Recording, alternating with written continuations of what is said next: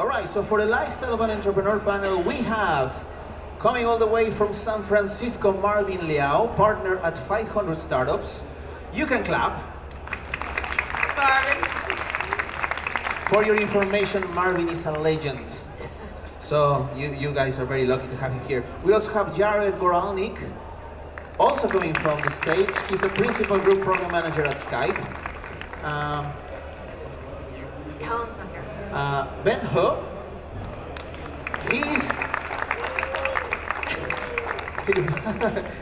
he's just the husband. You are more than just the husband, my friend. He will introduce himself and you will see who is Ben Ho. Of course, we have a rock star who was a speaker earlier today. If you were here, you enjoy a fantastic presentation with Mr. David Weiser.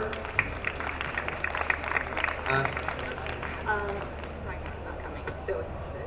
And Ragnar is not coming. So we have a fantastic panel right here today. Thank you very much. Have a great time, guys, and see you in about 45 minutes. Great, 45 minutes. Well, thanks so much for everyone for coming. So this panel is going to be a little bit different than probably the other panels that are happening right now. It's going to be more about the lifestyle of an entrepreneur, or featuring the relationship side. So kind of get into your heart, the emotional side of being in a relationship while being an entrepreneur, or dating an entrepreneur, being married to an entrepreneur.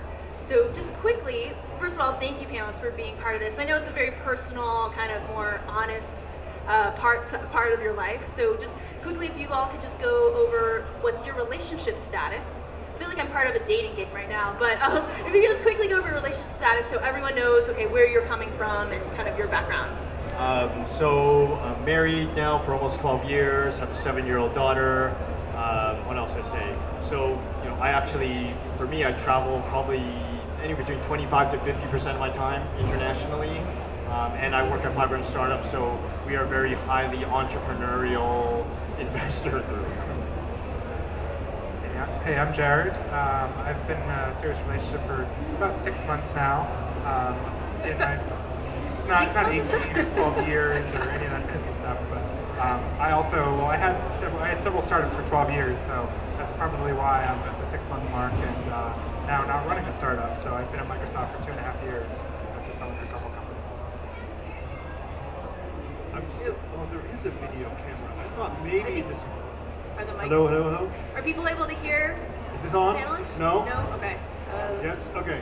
So I didn't know there was a video camera. I was hoping this wasn't going to be videoed because I'm very nervous about any questions about my relationships. You can back out if you want to. No, I'm gonna stick it out. So I'm David. I should be married 10 years this June, if we make it. And I have 2 children. One is a 7-year-old boy and one is an 8-year-old girl. And they're the ones who, if they ever see this video, will kill me, who, make it hard every day to keep going. But other than that, and I run my own business and travel a bit. My name is Ben Ho. I'm the former founder and CEO of the Cheeseburger Network, which is the reason why you guys know Lolcats and Failblog and all the internet-y things. Emily and I have been married for 10 years. Thank you. So we worked together as well. After I started the company, Emily was basically unpaid employee number 1. You know how that goes. So we've taken a year off, traveled after leaving the company, and now I work at Y Combinator's research program called New Cities, which is to create a brand new city somewhere in this world and make it a replicable process to do it over and over again. So. Great, thanks. You thought I had it hard, where I have married to my husband who's an entrepreneur, but also he's my boss. So 8 years of my husband being my boss, so it's tough. But we wanted to talk about this today because running a business is hard enough, but obviously being in a relationship with that is tough. And a lot of times when we've talked to entrepreneurs, it's tough running a business and then keeping a relationship alive and surviving that relationship. So I really want to make this open. If people have questions at any time, feel free to raise your hand and we'll have the panelists answer them, but we'll go straight into it. I think definitely kind of one of the big things in relationships is communication. Communication is key in any relationship and also in a business. But as all of you traveled so much. How did you communicate with your partner or whoever you were with at the time of just what was going on in your life and keeping that connection open while you're in different time zones in different countries and just have no time for talking to your significant other? Yeah. They want me to answer since I work for Skype. Yes, Jared works for Skype, so it's connecting people from all over the world. It's funny, I communicate with Telegram with my girlfriend, but we're always trying new messaging products, which is fun. But I think for us it's funny, I didn't mention, but I also travel more than a third of the time. I have a team in Stockholm as well, and scheduling has actually been the only thing that's worked. I mean, just really saying, we're going to talk on Tuesday and Thursday at this time. If it's, when the time zones are off by 9 hours, as it is there, I really do have to make time. But overall, the main strategy is just presence. And by that I mean, like, you can be as far away from somebody or as close to somebody based on, how you choose to check in or not check in or show them that you're thinking of them or not. So I think that it's, you can be 2 miles away from somebody and not really exist in their life. So it's really a matter of just showing up, and when you are time zones away, you do have to go the extra effort to make sure that you can connect. Great, thanks. I have to ask this, so whenever your significant other does call you or Skype or text you, do you respond right away? And I ask this because Brad Feld, I'm sure Brad Feld, Foundry Group based in Boulder, he has a policy where he answers his wife, Amy, whenever she calls, he answers wherever he is. I've actually been on a panel with him. If she called, he answered the phone while on a panel with us. So it's kind of and he does it because he prioritizes her and says, hey, I'm going to drop everything. He obviously makes the call short, but I don't know if any of you have that same policy. Boy, that makes me sound like a horrible husband. I mean, the reality is a lot of my trips tend to be overseas, so I do make an effort to call home when possible, as long as the hours are not crazy for me or for back home. But also, truth of the matter is, a lot of times we have this understanding where I actually usually don't call home because, like, I call home and it's like, oh, Amber's being bad and this other stuff. I literally can't do anything about it, so I feel bad. She feels bad. It doesn't really help. And so I just, when I'm traveling, I'm just fully in it. Like, that sounds terrible, but I am there focusing on the work. And then when I'm home, I'm a lot more present, right? And you just make the time when you're there. It's not a great situation, but that's sort of what I do. Right. I think I want to adopt your strategy. It sounds more relaxing because I talk to my kids every day and sometimes twice a day. And what makes it hard is there's the time zone factor, but it's always in the morning when they wake up, and it has to be at that time. So, for example, here this morning there was a phone call rather early in the hotel room, waking me up to tell me that the bus was leaving. And then I looked at the clock and I said, oh, but I can't go on the bus because I have to wait to call my kids, and they're not up yet because it's an hour earlier, right? And I pretty much have to talk to them, or else they will get upset. So yeah, and that's FaceTime, which is great. I mean, because you get to see them. But then the hard part is what you don't have to deal with, is when they're yelling and screaming and going crazy, and your beautiful, lovely, caring wife is in the background yelling and screaming and going crazy, and you can't do anything, and it just kind of, it puts you kind of in a crappy mood. But yeah, it's tough because they want that presence. Are you trying to wean them off of the constant? I guess you're a great father, and you're really trying to. Thank you. We just met. It's interesting, like, as the only person here who's not married, I'm in a very different spot in terms of comfort level with, you guys went a few weeks without speaking, in theory, because you took some trip somewhere. That might be, maybe that's more normal. I can't speak to being married for 10 years, but I'll say that, with my startups where they were very much taking over my whole life and like all of my sanity, I've done something a little strange, which is that from even 2 weeks into a relationship, I would make a very point that was actually the most important thing to me. Because even though that person wasn't like the person who was the most important, like not more important than my family, and arguably not more important than the work that I've been doing for several years, I knew that if I didn't make that decision very, very early, even before they were the right person for that, that I don't think I was ever going to be able to kind of get them to a place where they could see the best of me when my work was dominating so much of my life. So you made the choice pretty early on, right? Saying that this person... Well, not even, it wasn't so much about the choice about the person, it was a choice about how I would approach relationships. Right. So I couldn't know in 2 weeks or a month or 4 months that somebody's right, but I knew that that was the way that I had to approach this relationship. I couldn't say oh, at 9 months now it's serious and I'm gonna treat them as more important than my startup. Not if I actually thought I wanted to get married. Now maybe if I were 22, maybe that'd be the right approach, but in my 30s, that really wasn't an approach I could use if I ever wanted to actually meet somebody So Jared, and take it to the next level. do you think your travel actually killed relationships that had potential? Or were you able to make it through? It wasn't the travel then, it was the time. Just the hours spent in the office and work. Like they're not a priority and that's how they felt. No, I honestly, I just met somebody later than you guys, I think. I don't know that startups, I think working for a bigger company now, it kind of greases the relationship because I'm not always, worried about money. I'm happy to take vacations. I'm not always on. So that's a huge difference, and that probably makes me a healthier relationship partner. But I don't think it was startups that made it so that I didn't have this long relationship. I will say that it was much, much harder to go out and date though. The idea of going out 2 nights a week to try to meet somebody that may not have a second date, that feels very zero sum, and it's the sadder world that we live in with online dating.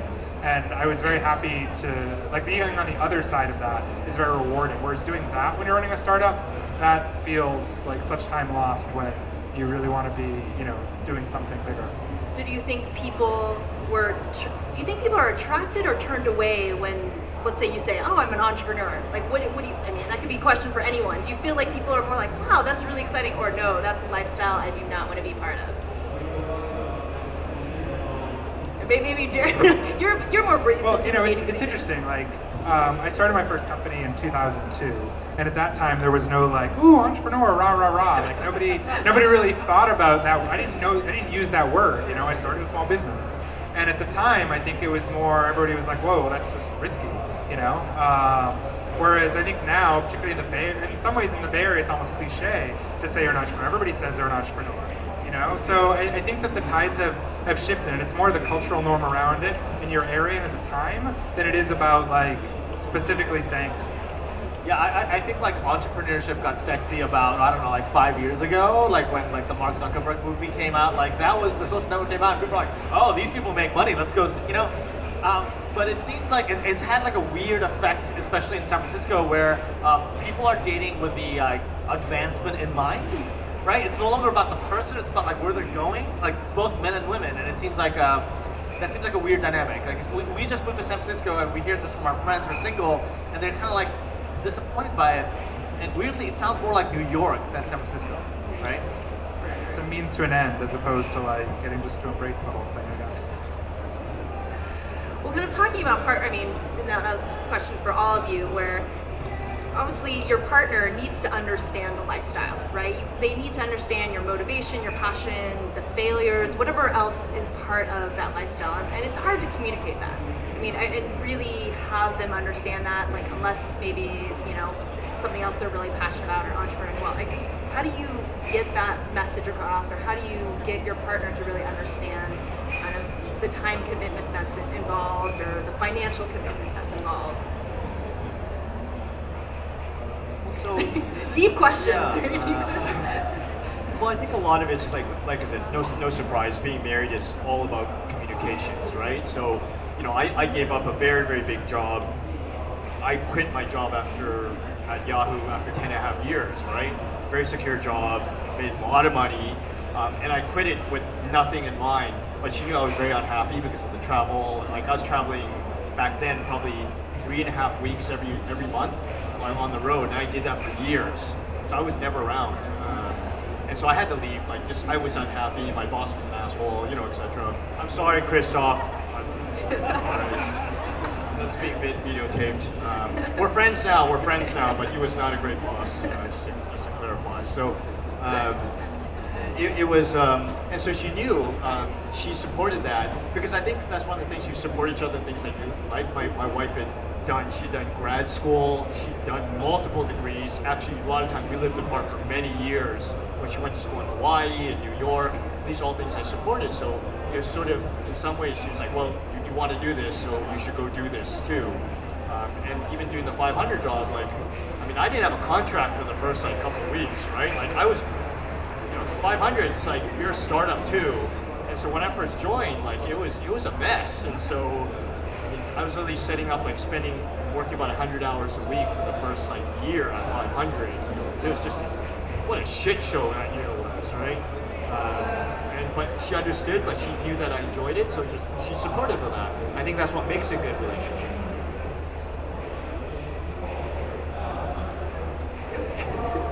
I don't know what to say. So I'm kind of different, I think, in terms of my trajectory, right? I used to work, I would say, from the age of 21 until 2000 and let's say 13, like crazy, all the time, non-stop. My days at Netscape were insane. My days at Google were absolutely out of control, especially being based in Europe with the time difference. As you all know, I did recruitment, and every single Friday night I had to work until around midnight. Because that's when all the hiring stuff had to be done in San Francisco to get in the process to get approved for the next batch of people we wanted to hire. So, and then the travel, of course, like back and forth. I was working for another US company where I used to have to go every 3 weeks from Paris to Austin, Texas, which is not direct. So it's brutal, right? When I met my wife, I was traveling like that, but we didn't have kids, and so it was okay, and it was cool. Like she was really cool with it. But when we had kids, especially the second one, I changed things. I left Google and started working with startups and contributing value the way that I wanted to and the way that I could. But I'm not working like that anymore. So I actually have a lot more time for my kids, which for the time being is great. But when they get a little bit older, I think I'll jump back into it. But I feel kind of fortunate to actually have that opportunity to spend that time now. Yeah, I kind of want to underscore that. I think a lot of us who are entrepreneurs enjoy those crazy hours. Not that it's for everybody, not that it's healthy for everybody, but like when I find something that I really want to do, oh my God, like you will not see me. Like I will not come out of my cave until I'm done finding an answer, or at least something that looks remotely like an answer that might work, right? So I love those 100-hour hours. Like I love being up to like 2 or 3 in the morning with that inspiration. It's like I will wake up at 5 in the morning, write something down illegible on the side of my notepad, and go back to bed.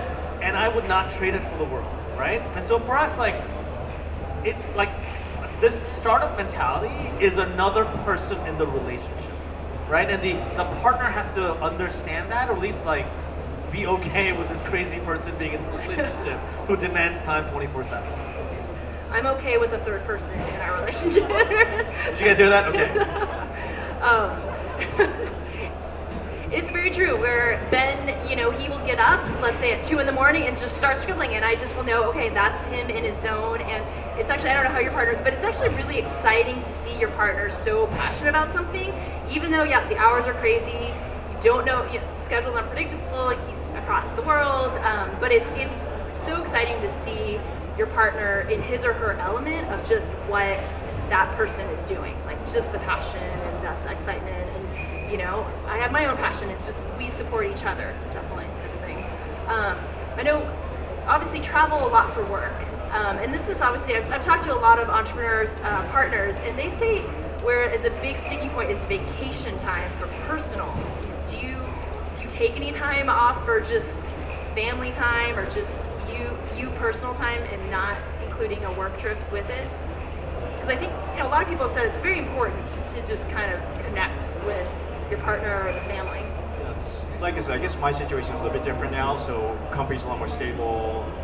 And I'm a VC, right? So we're just fucking lazy, most VCs in general. We're not really we're an entrepreneurial VC fund, but like it's not like we don't spend that much time. Like now it's much more stable. So I probably take like, sounds terrible, but like 3 holidays like a year. And these are like 1.5 weeks. So go to Hawaii, and like we'll go to Hawaii, go to Vancouver, go to Portland. So we'll do these short trips, like 1 week to 2 week trips, and it actually is sustainable. And I still work, like still check email or whatever, but I spend the bulk of my time with family.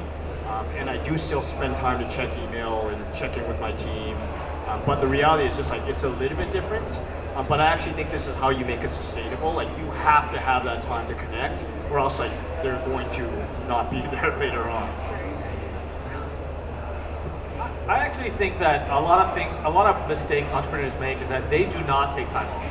I actually think that's a terrible idea to keep working and burn yourself out too fast. I wish I had the discipline to actually take a week off away from work to re-energize, or to let kind of like my other thought processes happen when I was doing my startup, because I think it would have been a lot more helpful. So I think this is like an early entrepreneur thing, and I would not take vacation for a long time. But I highly recommend that people be disciplined about actually taking vacation. So what do you say to people that say, I just don't have time, I can't get I away? think that's bullshit. I think it's bullshit. I think you can make time. You don't want to because you feel guilty. You don't want to because you feel like you can't afford it. But at the end of the day, like, you have to invest in your mental sanity to make sure you can be productive for the other 51 weeks of the year. Take vacation! No, it's true. I mean, unless you're running like a Fortune 500 corporation, you're not indispensable. And even then, I don't think you're indispensable. So people just think they are, right? But if you go for a week, away for a week, nothing's going to happen, right? And I live in the vacation capital of the world, which is France. So, we're always on vacation. Right, but to be honest, I have not had a disconnected vacation, as you call it, I guess. I took one for my honeymoon.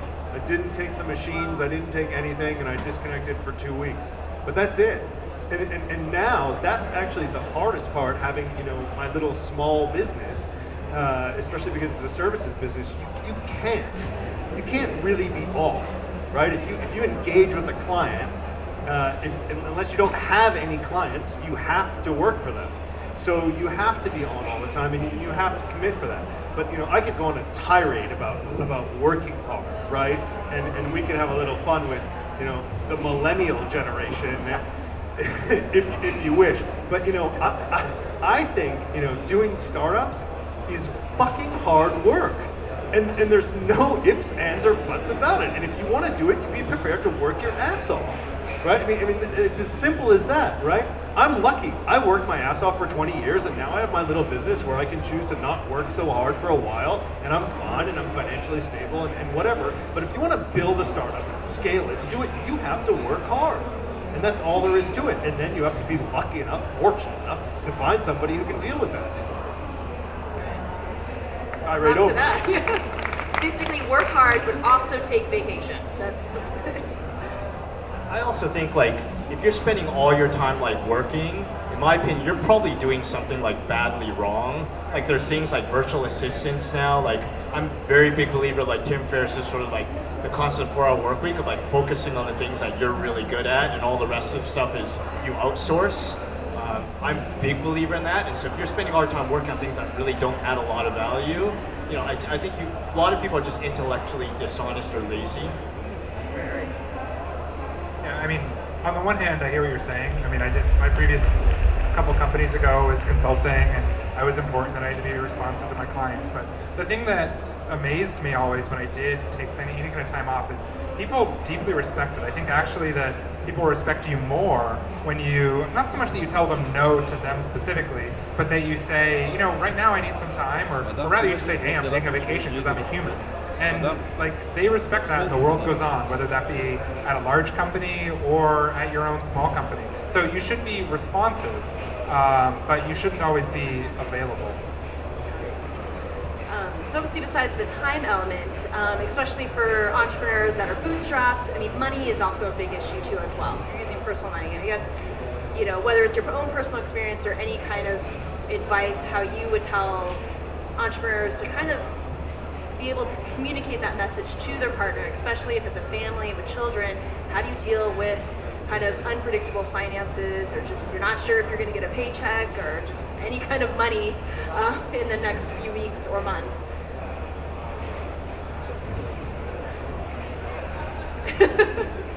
Or no?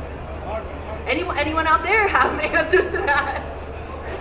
I mean, I guess I remember going through a very financially difficult time in my first startup, and I was out of money. Like, this is when we first started dating. And you know, like, you go to Taco Bell for date night, and you spend $1 each on the dollar menu. And like, now that I look back on it, it was kind of like romantic and cute. It was like, you know, I got the kids menu, so I got a kids exactly. toy. Yeah, you know what I would say. I don't know how to tell you how to use spending money, but do not be ashamed. Do not be ashamed of not having money, right? Like, if you want to go out there and be an entrepreneur, and you have, you know, not enough money left in the bank, take your date out to a good night dinner. Take her to someplace cheap and say, be honest, hey, I don't have a lot of money in my bank account right now because I'm this type of person who's going to go through the ups and downs. And if the other person is cool with that, I think you've got somebody who's pretty cool. If you don't, and if the person says that's not the lifestyle I'm interested in, great, you know the answer. It is, I think, much better to know the answer than to kick the can down the road and be like, boy, I really have to be rich to marry this person. That's terrible, right? Oh, sorry. Oh, Jared, were you going to say something? It keeps slipping my mind. Okay, but no, I agree. I think definitely being honest, right, and just at least if the partner wants to be part of that decision, saying, "Hey, this is how much runway we have left," or "This is what's happening in the business." One of the other things with that too is there's a difference between being thrifty and smart and just misunderstanding kind of how money works. So what I mean by that is, you know, I had a period where I was having to spend, you know, $50,000 a month, and I didn't have $50,000 a month to run the company, nor did I have it in my own pocket. But when you're spending $50,000 a month on payroll, suddenly the decision of whether you get a $30 meal or a $10 meal, it just doesn't matter. I mean, it just became funny at a certain point. And you know, before I was able to sell my second company, there's a period where I was in a lot of debt, like a lot of debt. But I also realized that, you know, I was very employable and that I was going to make that back, and it didn't really make much difference at that point that I needed to make some tiny sacrifice about, you know, I'm not saying I was gonna, you know, stay at the Ritz-Carlton for 2 weeks, but it was certainly not like where those very small decisions had to be impacted. So you have to kind of recognize the value of money, both in terms of the bigger cost things and also the fact that, you know, I mean, it's hard to explain this to your partner sometimes, but like when you're dealing with sums of money that relate to payroll, your money is just kind of very, very small, and it's okay to go in a little bit of debt at that point. Now, that might have been different if I had a few children, but certainly as a single individual, I was perfectly okay with having a lot of credit card debt at that point. I think that speaks to something very interesting, which is called compartmentalization, right? The idea that you can actually take your life and your status in your current life and don't apply it all the way to the rest of your existence, right? Like you have to realize this too shall pass. This is temporary. And I think great entrepreneurs, as they have more experience, learn to compartmentalize their personal life, their business life, where they stand today versus where they're going to be tomorrow. And I think if you forget that, I think people tend to get into this trouble of starting to lie to themselves. And if you want to be honest in your relationship with your significant other, that's a skill set that I think you're going to build with your investors and your employees. That you're not going to be afraid of the truth of what is actually happening. So if you can do that in your personal life, extend it out to your business life and vice versa. It's really the same skill set.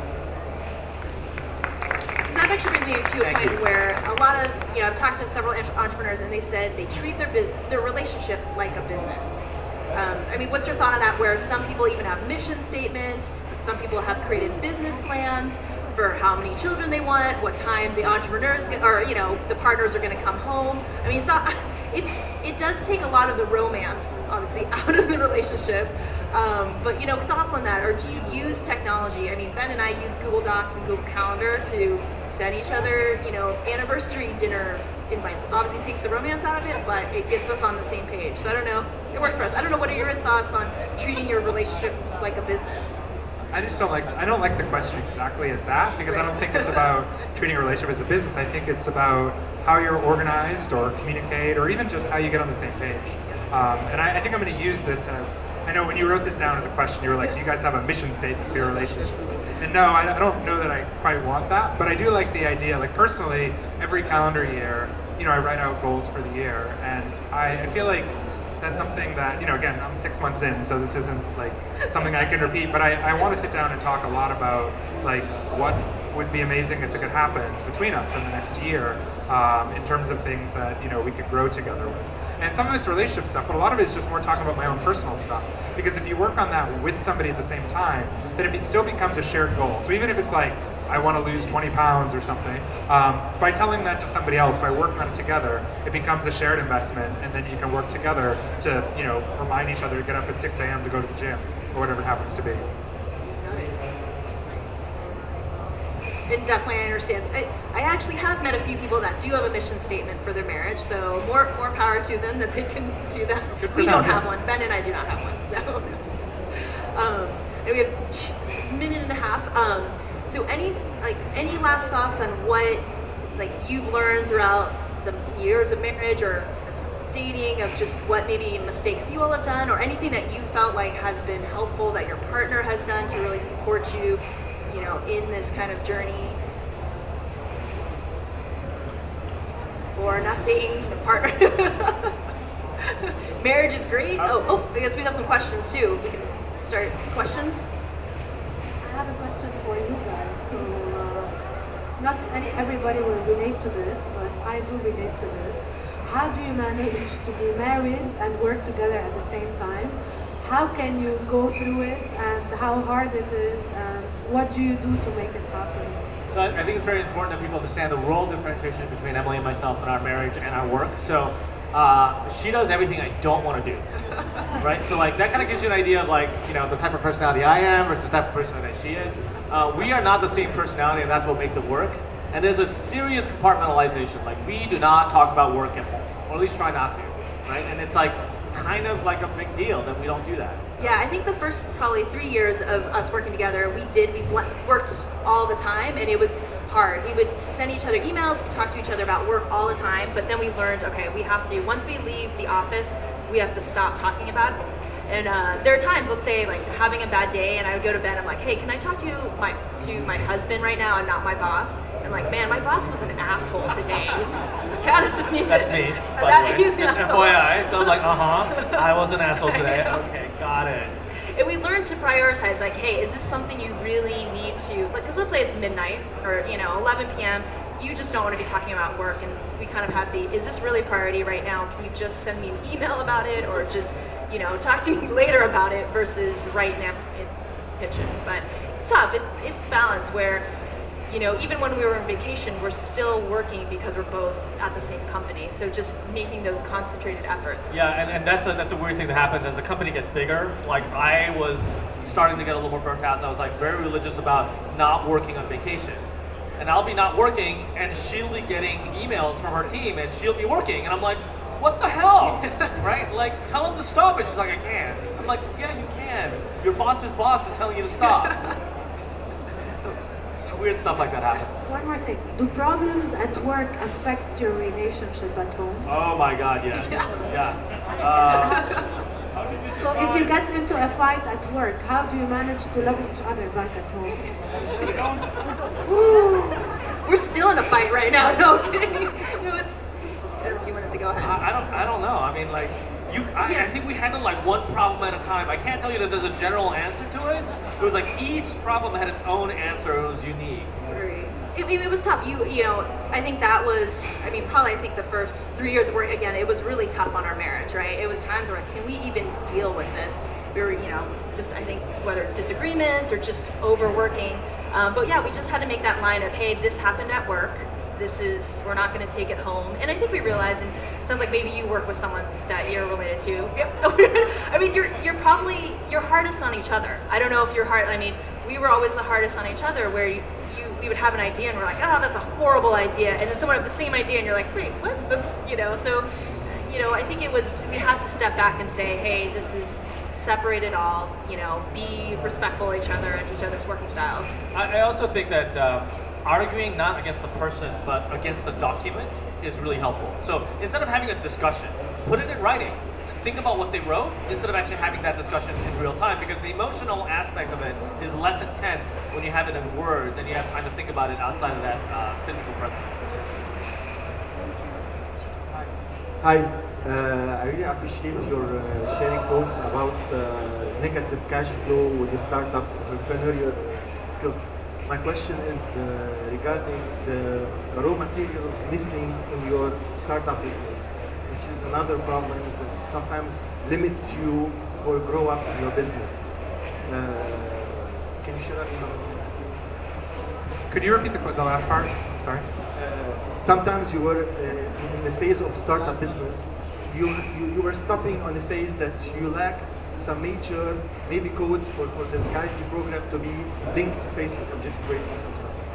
Okay, so at that phase, you were known that you had a big plan to attend, and you didn't have the proper materials or the linkage people, the team, the efforts related to that.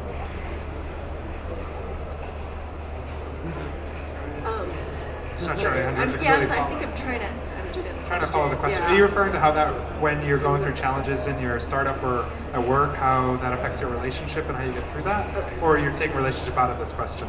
You know, I'm talking about the startup denials that you need for your work to be processed.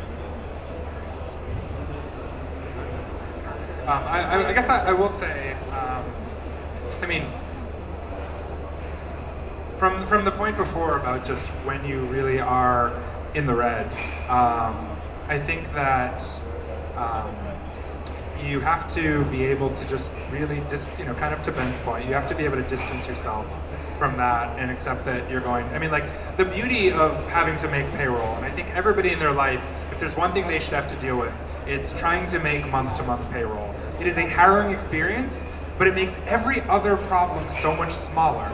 Like when you, like having done that, having to deal with how to pay the whole team and not pay myself and run up to the very last minute or to try to raise $100,000 in 48 hours when an investor pulls out, like shit like that, once you've dealt with that, it just makes everything else so much easier. So now when I deal with like little problems that I have at work, or when my girlfriend comes with a challenge or thing like that happens at her work, I respond from a much more logical as opposed to emotional place, because I've dealt with what I consider to be the lowest possible emotional place you can be as an entrepreneur. So I think that that's a kind of a torture chamber that really is valuable for long term, for the rest of your life. I think our time is up, but big thanks to the panelists. Thank you for sharing some personal and honest stories. So really appreciate you being part of this.